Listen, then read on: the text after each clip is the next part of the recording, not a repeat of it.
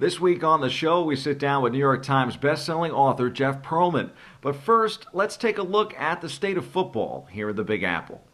Week 4 of the NFL season kicked off at MetLife Stadium last Thursday night as the Jets hosted the banged-up Broncos. Denver easily scored on gangrene during a short week, cruising to a 37-28 win. Head coach Adam Gase expressed his frustration in the postgame. We're working to get this thing right. I mean, I'm not happy about this. I mean, I know we can play way better than this. I know we can not beat ourselves and do the things we're doing. The Giants also look to get in the win column for the first time, traveling to LA to take on the Rams on Sunday. The defense stepped up for Big Blue, holding Rams quarterback Jared Goff to just 200 passing yards. But the offense couldn't get going in a 17-9 Rams victory. Still, Giants head coach Joe Judge looked to the positives. I'm proud of the way they fought. They're an improved team from last week. I'm proud of the way they worked last week. I'm proud of the improvement they made. We got to keep pushing on and making strides going forward. Obviously, we're going to a tough stretch right now with the division, so we can't afford to make these mistakes. Obviously, we're anxious already to get back on the grass and start working. Through 4 weeks, the Giants and Jets are a combined 0-8 to start 2020. When the first win comes for either team remains the big question. This past week, we caught up with New York Times bestselling author Jeff Pearlman for a discussion on his career as a writer. Here now is part 1 of that interview. Real honor this morning to have New York Times bestselling author Jeff Pearlman with us. Jeff, how's it going? It's another crazy day in America, isn't it? It definitely is. I actually saw you posting some about, of course, the Trump's getting COVID on your blog. I think 2020 can't get any more bizarre. I feel like we're living inside WrestleMania. Like we're living inside the script room, the writer's room for like WWE. And they're always like, no, that's not enough. We need more. We need bigger. We need bolder. Like we need fireworks. That's not enough. We need strippers. We need fireworks with strippers. And it's like every day there's like this, someone in a spaceship in a satellite above Earth is writing these scripts and they're just setting them down at this rapid pace. And it's just impossible to keep up.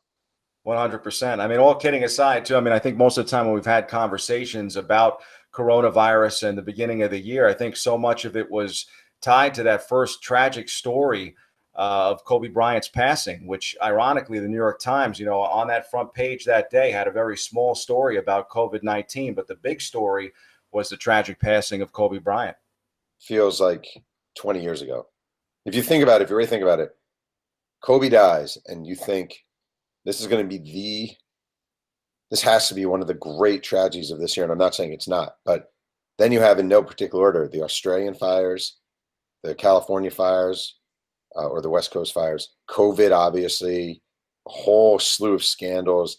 Then you have just people, Ruth Bader Ginsburg dies, Chadwick Boseman dies, John Thompson dies, Tom Seaver dies. I mean, just like, I've never experienced a year like this ever. Definitely a year for the history books. And then speaking of books too, Jeff, I mean, I wanted to have you on the show today, not only because you are arguably my favorite sports writer ever. Loved reading you Thank in you. ESPN and Sports Illustrated, Newsday. We were talking about even some of your other publications that you've done, starting on the smaller side. But right now, of course, introduced as best-selling author because you've got a new book, and not your first time actually writing about the LA Lakers, but this one called Three Ring Circus. Kobe, Shaq, Phil, and the crazy years of the Lakers dynasty, focuses on that three-peat and actually the demise of the dynasty. Mm-hmm. It's funny. I was just thinking how you're a New Yorker, I'm a New Yorker. It would have made my life a lot easier had the Knicks been interesting all these years, and I could have written, books about the Knicks and would have felt very home. But they're not. Think about it. The Lakers, they always have these huge characters. They always have this huge presence. They're really, really good.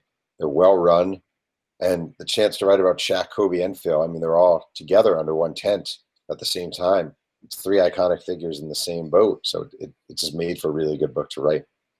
One of my favorite books that you wrote is definitely The Bad Guys Won. I'm not a Met fan, but that was such a great read about that '86 Mets championship team.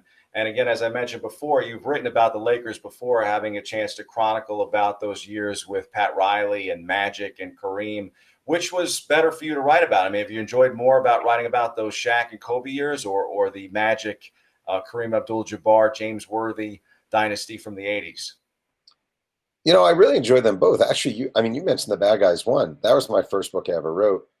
And, you know, I was 14 years old that season, 1986. If you really want to talk about what brought me the absolute most joy as far as a writer, was diving back into my childhood. And you're a kid and you're sitting in front of the TV wearing a glove, pretending you're Rafael Santana diving in the short. And then fast forward 20 years and you're sitting with Rafael Santana talking about being a kid and doing that. So as far as pure nostalgia, there'll probably never be a book for me quite as powerful as The Bad Guys One. I loved the Showtime Lakers. Even as a kid, I loved the Showtime Lakers. I remember being a kid in New York and watching like Lakers Celtics, and they would zoom in on the forum and you'd see the palm trees and the Laker girls, and there's something always magical about that era. So I'm big into nostalgia, things that remind me of my childhood. Well, this is the ninth book for you, so I mean, you've definitely been able to tackle some great ones, writing about Roger Clemens or the Dallas Cowboys, and I think definitely interesting to talk about, of course, Kobe and Shaq these days. Even this morning, and kind of prepping for this interview, I was thinking to myself, as someone that I'm 40 now. I hate to tell that to people, but I got a chance to see, of course, Shaq and Kobe. But I was thinking about great tandems in NBA history. So to me, like in my lifetime, with my own eyes, I would probably go with, I'm probably going one of these three. I'm either going Jordan and Pippen, maybe Magic and Kareem, or Shaq and Kobe. I would probably say Jordan and Pippen might have to be number one.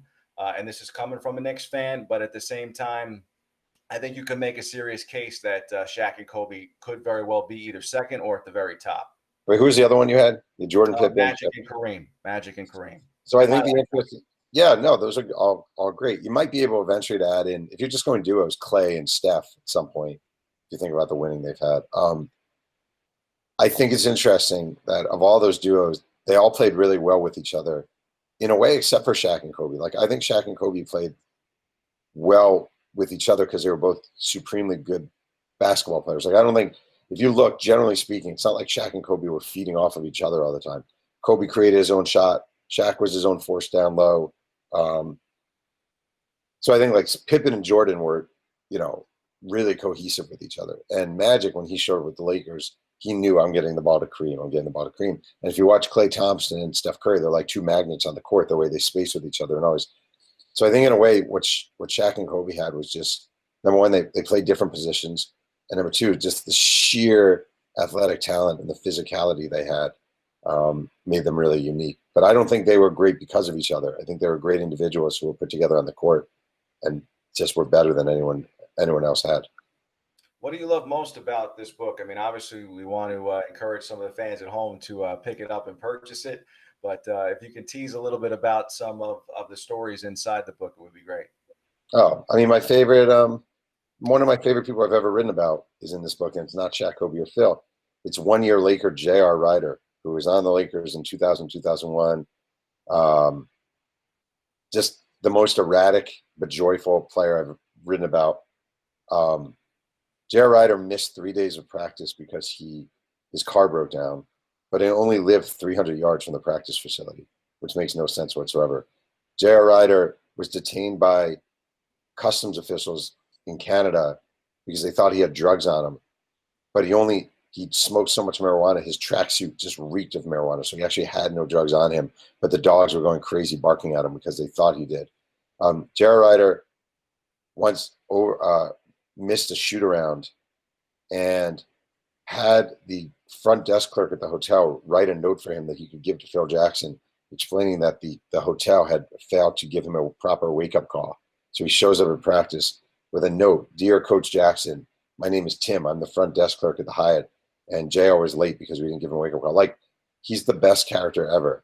So if you don't care about Shaq and if you care about them, this book will make you very happy. And if you don't, you can always read about J.R. Ryder, who's the best character who's ever lived. That was part one of our interview with best-selling author Jeff Pearlman. Tune in Monday for part two.